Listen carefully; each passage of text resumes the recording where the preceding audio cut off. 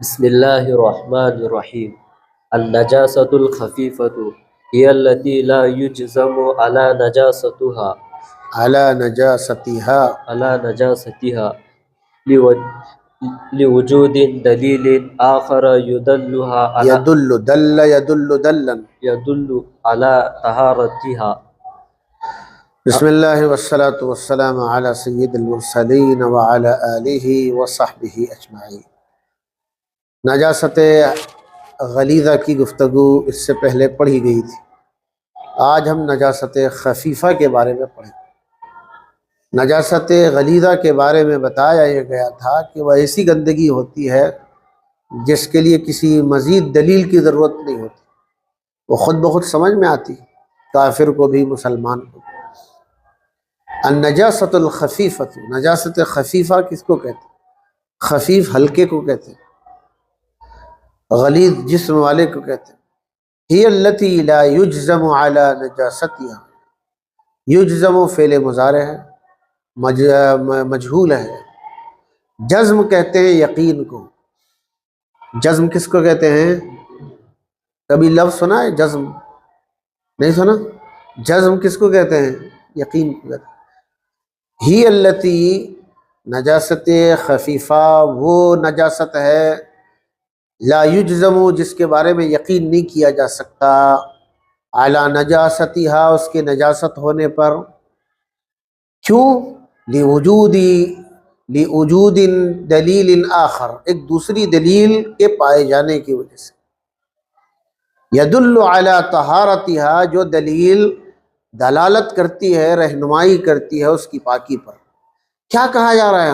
اصل کہا یہ جا رہا ہے ایک چیز ناپاک ہے، سمجھ میں تو آ رہی، مگر ایک دلیل ہمارے پاس ایسی ہے جس کی وجہ سے اس کی پاکی پر وہ چیز دلالت کر رہی۔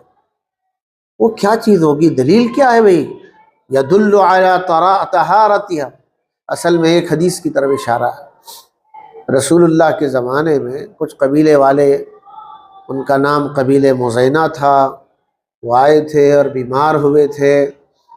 اللہ کے نبی نے ان کو کہا تھا کہ بھئی تم اونٹ کا پیشاب استعمال کرنا۔ پیشاب تو گندا ہے، مگر اللہ کے نبی نے ان کو اس کا حکم دیا تھا کہ تمہاری بیماری کا علاج اس اونٹ کے پیشاب میں ہے۔ تو انہوں نے اونٹ کا پیشاب پیا، جس کی وجہ سے اچھے ہو گئے۔ اب ایک یہاں مسئلہ کھڑا ہو گیا، تو فقہا نے اس کو نجاست خفیفہ کر کے اس کو الگ کر دیا۔ ہی التی لا یجزم علی نجاستها، ایسی نجاست کو نجاست خفیفہ کہتے ہیں جس کے بارے میں جزم نہیں کیا جا سکتا، یقین نہیں کیا جا سکتا اس کی ناپاکی کے بارے میں۔ کیوں؟ لوجود دلیل آخر، ایک دوسری دلیل موجود ہونے کی وجہ سے۔ یہی دلیل موجود ہے۔ کیا دلیل موجود ہے؟ کہ اللہ کے نبی نے قبیلے والوں کو اونٹ کا پیشاب استعمال کرنے کی اجازت دی ہے۔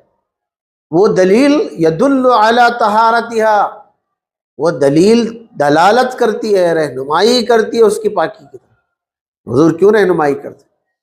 اب اس پر بحث ہے وہ کون سی چیزیں ہیں، کتنی لگے گی تو معاف ہے۔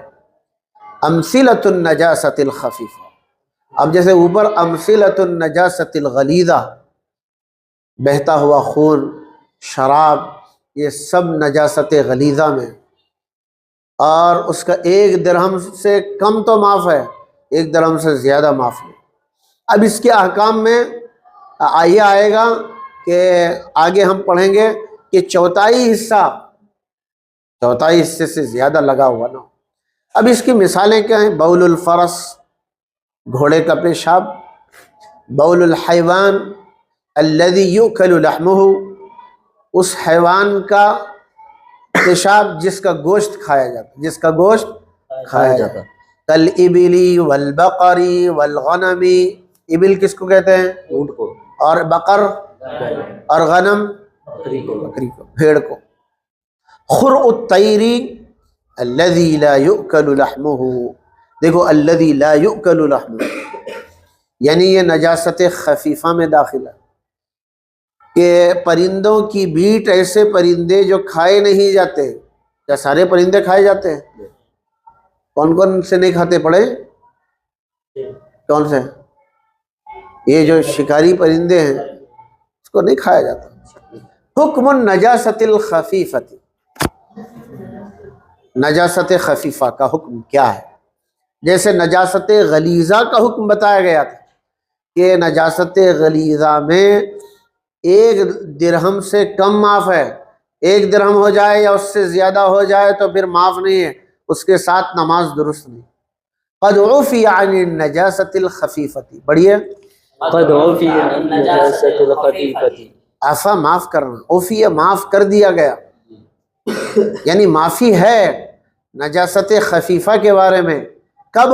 ما لم تکن کثیرۃ، بولیے، ما لم تکن کثیرۃ، کیا معنی؟ جب زیادہ، نجاست خفیفہ تھوڑی لگی ہے، زیادہ نہیں ہے، تو قد عفی معاف کر دیا گیا ہے۔ لیکن کثیر سے مراد کیا ہے؟ کثیر کی مقدار کیا ہے؟ وقدر الکثیر، کثیر کو مقدر مانا گیا، فرض کیا گیا، متعین کیا گیا، بربع الثوب والبدن، کپڑے کا چوتھائی، بدن کا چوتھائی حصہ۔ چوتھائی کا معنی یہ ہے کہ ایک بڑا کپڑا ہے اس طرح، اس کے 4 حصے بنائے جائیں، چوتھا حصہ جو ہے وہ چوتھائی کہلاتا ہے۔ دیکھیے، ایک حصہ ہے، ایک آدھا آدھا کر دیں تو 2، تہائی کر دیں تو 3 حصے ہو جائیں گے، چوتھائی کر دیں تو 4 حصے ہو جائیں گے۔ کسی کپڑے کے 4 حصے کر دیں، کچھ سمجھ میں آ رہا ہے جب؟ کسی کپڑے کے 4 حصے کر دیں، ان میں جو چوتھائی حصہ ہے، چاہے درمیان کا ہو، چاہے کنارے کا ہو، چاہے بیچ کے ہو، بیچ کے 2 حصے بنیں گے، کنارے کا 1 حصہ بنے گا، یہ 4 حصے اگر اسے بنائیں، اگر چوتھائی حصہ لگا ہے معاف نہیں ہے، چوتھائی تک معاف ہے، اس سے زیادہ معاف نہیں۔ قَذَا عُفِیَ، اسی طرح معاف کر دیا گیا ہے، عن رشاش البول، کیا، کس چیز کو؟ پیشاب کے چھینٹوں کو، اذا کان مثل رؤوس الابر، جبکہ وہ سوئی کے نوک یا سوئی کے سروں کے برابر ہو۔ رأس سر، اس کی جمع ہے رؤوس، اس کے نوک جو ہوتی ہے۔ اب یہاں سے احکام بتائیں گے۔ دیکھیے، ایک کپڑا ہے پاک اور ایک کپڑا ہے ناپاک، دونوں مل گئے تو کب ناپاک کپڑا ہوگا، کب پاک کپڑا ناپاک ہوگا، کب پاک کپڑا ناپاک نہیں ہوگا؟ پہلا مسئلہ بتائیں گے کہ اذا ابتلت ثوب النجس، اگر نجس، اچھا نجس کپڑا بھیگا ہوا تھا، اچھا یہ نجس کپڑا ہی ہے، اب الفراش النجس، یا اسی طرح کیا تھا، فرش بھی نجس تھا، بعرق نائم، کیا ہوا، سونے والے کے پسینے سے، اچھا اس طرح ہے، یعنی ایک آدمی سو گیا، سونے کی وجہ سے کیا ہو گیا، پسینے کی وجہ سے نجس فرش کیا ہوا، بھیگ گیا، نجس کپڑا بھیگ گیا، یعنی کپڑا گیلا نہیں تھا، نجس کپڑا سوکھا تھا، نجس فرش سوکھا تھا، ایک آدمی سو گیا جس کی وجہ سے بدن پر پسینہ بہہ گیا، اتنا بہا کہ اس کی وجہ سے وہ گیلا ہو گیا، گیلا ہونے کی وجہ سے اس کی گندگی اس کے بدن کو لگ گئی یا اس کے کپڑوں کو لگ گئی، بعرق نائم، سونے والے کی عرق کی وجہ سے، عرق کس کو کہتے ہیں، او بلل قدم، قدم گیلا تھا، قدم کی تری کی وجہ سے، اب کیا ہوا، آپ نے گیلا قدم نجس فراش پر، نجس کپڑے پر رکھ دیا، اذا ظہر اثر النجاست فی البدن او فی القدم حکم بنجاست البدن والقدم، اگر نجاست کا اثر بدن میں ظاہر ہو جائے یا قدم میں ظاہر ہو جائے، حکم لگایا جائے گا بدن اور قدم کے ناپاک ہونے کا۔ یہاں کپڑے کا مسئلہ نہیں ہے، کپڑے کا مسئلہ تو آگے بتایا جا رہا ہے، یہاں بدن ناپاک ہے اگر اس کی پسینے کی وجہ سے نجس فرش پر جو گندگی تھی وہ ظاہر ہو، نجس کپڑا تھا اس کی وجہ سے ہمارے بدن پر یا کپڑوں پر ظاہر ہوا، اگر نجاست ظاہر ہے تو بدن ناپاک، بالکل آسان مسئلہ۔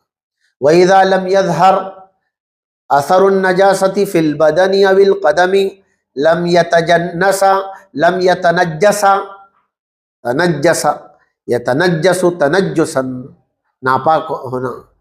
वइज़ा लम यज़हर, अगर जाहिर ना हो, असरुन नजासती, नजासत का असर, फिल बदनी अविल कदमी, बदन में या कदम पर, लम यतनज्जसा, तो दोनों के दोनों नजिस नहीं होंगे। ये दोनों नजिस नहीं होंगे, तस्निया का सिगा है। ये समझ में आया? ये जो बताया गया बदन और कदम के बारे में बताया, आगे कपड़े के बारे में बताया जा रहा है, जिसको मैं बताना चाह रहा हूँ। इज़ा नुशिरा सौबुन रत्बुन अला अर्दिन नजिसतिन याबिसतिन, एक गीला कपड़ा लपेट दिया गया, फैला दिया गया, नशरा यंशुरु, फैलाना। इज़ा नुशिरा सौबुन रत्बुन, एक गीला कपड़ा फैलाया गया, अला अर्दिन नजिसतिन याबिसतिन, ऐसी जमीन पर जो नजिस भी थी सूखी भी थी। अब यहाँ वो मसला जो पहले मैंने बताया था, यहाँ मौजूद, कपड़ा गीला था लेकिन फर्श जो था या जमीन जो थी वो नजिस थी और सूखी थी। लेकिन क्या हुआ, उस गीले कपड़े के में पानी जो था उसकी वजह से वो जमीन एक्टिवेट हुई, जमीन पर पानी लग गया, पानी लगने की वजह से उसकी गंदगी कपड़े पर जाहिर हुई, तो वो भी मैला कहलाएगा, गंदा कहलाएगा। वब्तल्लतिल अर्ज़ु बिज़ालिका सौबिर रत्बी, इब्तल्ला यब्तल्लु, क्या किसको कहते हैं? भीगना, गीला होना, जमीन भीगी उस गीले कपड़े की वजह से। अस्सौबुर रत्ब किसको कहते हैं? गीले कपड़े। फ़इन लम यज़हर, अगर जाहिर नहीं हुई, असरुन नजासती फी सौबी ला यंजसु, अगर नजासत का असर कपड़े में जाहिर नहीं हुआ तो कपड़ा नापाक नहीं होगा। अगर असर होगा तो साफ आसान है, अकल में भी उतरने वाली है, समझने वाली बात है। अब यहाँ एक कपड़े को दूसरे कपड़े पे लपेट रहे, हम करते ना, दो कपड़ों को एक साथ लपेट देते हैं, दो चादरों को एक साथ हम लपेट देते हैं, इसका हुक्म क्या? एक पाक एक नापाक थी, क्या है हुक्म?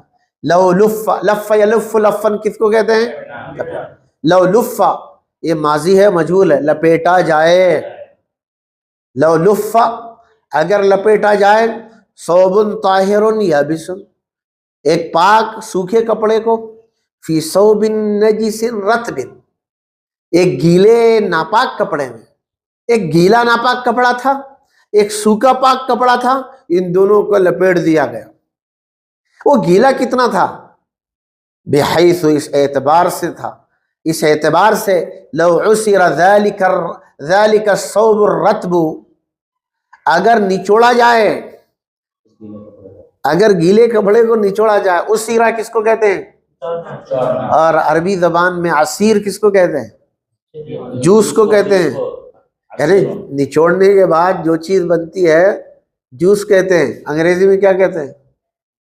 जी, जूस ही कहते हैं। अब उर्दू में क्या कहते थे?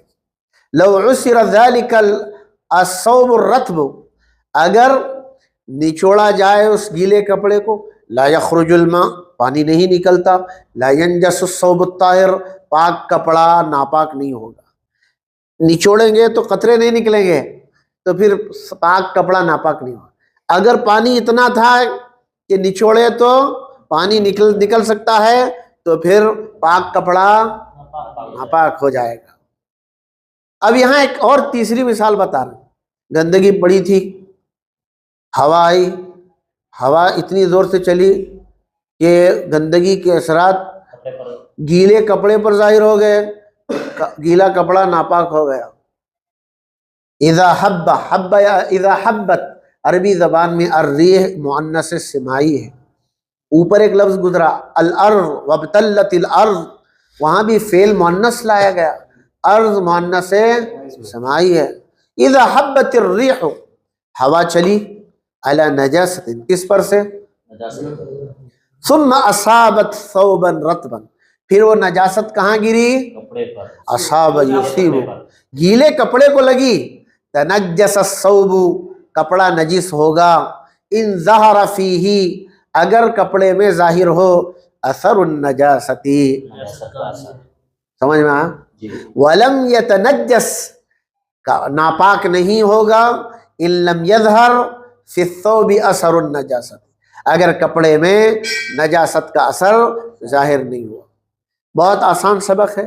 نجاست خفیفہ اس نجاست کو کہتے ہیں جس کے بارے میں، جس کے گندگی کے ہونے کے بارے میں یقین نہیں کیا جا سکتا ایک دلیل کی وجہ سے، جو دلیل اس کی پاکی پر دلالت کرتی، میں نے بتا دیا۔ پھر نجاست خفیفہ کی مثالیں ہیں گھوڑے کا پیشاب، اس جانور کا پیشاب جس کا گوشت کھایا جاتا ہے، اور ایسے پرندے کی بیٹ جس کا گوشت نہیں کھایا جاتا۔ اب یہ نجاست خفیفہ کا حکم کیا ہے؟ نجاست خفیفہ معاف ہے، زیادہ نہیں ہونی چاہیے۔ اب زیادہ کا ہونے کا اعتبار کیسے کیا گیا؟ چوتھائی، کسی چیز کے چوتھائی حصے سے، کوئی چیز کا چوتھائی حصہ اگر نجاست خفیفہ سے ملا ہوا ہے تب تک معاف ہے، اس سے زیادہ معاف نہیں ہے۔ اسی طرح پیشاب کی باریک باریک چھینٹیں، عام طور پر اگر مائکروسکوپ سے دیکھا جائے، جب ہم پیشاب بیٹھتے ہیں نا، تیزی سے کبھی نہیں بیٹھنا چاہیے، یہ سیکھیے گا آپ۔ جب پیشاب کیجئے اطمینان سے کیجئے۔ مدرسے میں ہم کرتے ہیں تو ظاہر ہے سخت جگہ کرتے ہیں، برابر کرنا چاہیے، آہستہ کرنا چاہیے، اس ترتیب سے کرنا چاہیے کہ پیشاب کی چھینٹیں نہ لگے۔ پھر صاحب کتاب نے اس کو مثالوں کے ذریعے سمجھانے کی کوشش کی۔ ایک آدمی سویا، پسینہ نکلا، اور جس کپڑے پر سویا تھا وہ کپڑا ناپاک تھا، جس فرش پر سویا، بستر پر سویا تھا وہ بستر ناپاک تھا، پسینہ اتنا بہا جس کی وجہ سے وہ بستر پر جو گندا بستر تھا ایکٹیویٹ ہو گیا، بیدار ہو گیا، اس کی پسینے کی وجہ سے وہ زندہ ہوا، اور گیلا ہونے کی وجہ سے بدن کو لگ گیا، اور قدم پر لگ گیا، گیلا قدم رکھنے کی وجہ سے۔ اگر نجاست کا اثر ظاہر ہے تو ناپاک ہے، نجاست کا اثر ظاہر نہیں ہے تو ناپاک نہیں ہے۔ دوسری مثال انہوں نے کپڑے کے پھیلانے کی دی۔ زمین ناپاک تھی، کپڑا پاک تھا، گیلا کپڑا ہم نے سکھانے کے لیے ڈال دیا، عام طور پر ڈالتے ہیں۔ گیلا کپڑا تھا، اتنا گیلا تھا کہ نچوڑا جائے تو قطرے ٹپک سکتے ہیں، اور گندگی کی جگہ ڈال دیا، اس کا نجاست کا اثر ظاہر ہے تو پھر گندا کہلائے گا، نجس کہلائے گا، ورنہ نہیں کہلائے گا۔ پھر صاحب کتاب نے تیسری مثال دی۔ دو کپڑے، ایک پاک ہے اور سوکھا، ایک پاک ہے، ایک گندا ہے، سوکھا ہے، نجس، اور ایک گیلا ہے، پاک ہے۔ اس طرح دیے، ایک کپڑا پاک ہے اور سوکھا ہے، اور دوسرا کپڑا گیلا ہے اور ناپاک ہے۔ جو گیلا اور ناپاک ہے اس طور پر ہے، اسے نچوڑا جائے تو قطرے ٹپکتے ہیں، تو اگر مل جائے تو پھر ناپاک ہے، نچوڑا جائے تو قطرے نہیں گر سکتے، تو پھر سوکھا کپڑا ناپاک نہیں ہوگا۔ امید ہے یہ باتیں آپ کو سمجھ میں آئی۔ وصلی اللہ علی النبی وعلی آلہ وصحبہ اجمعین، والحمد للہ رب العالمین۔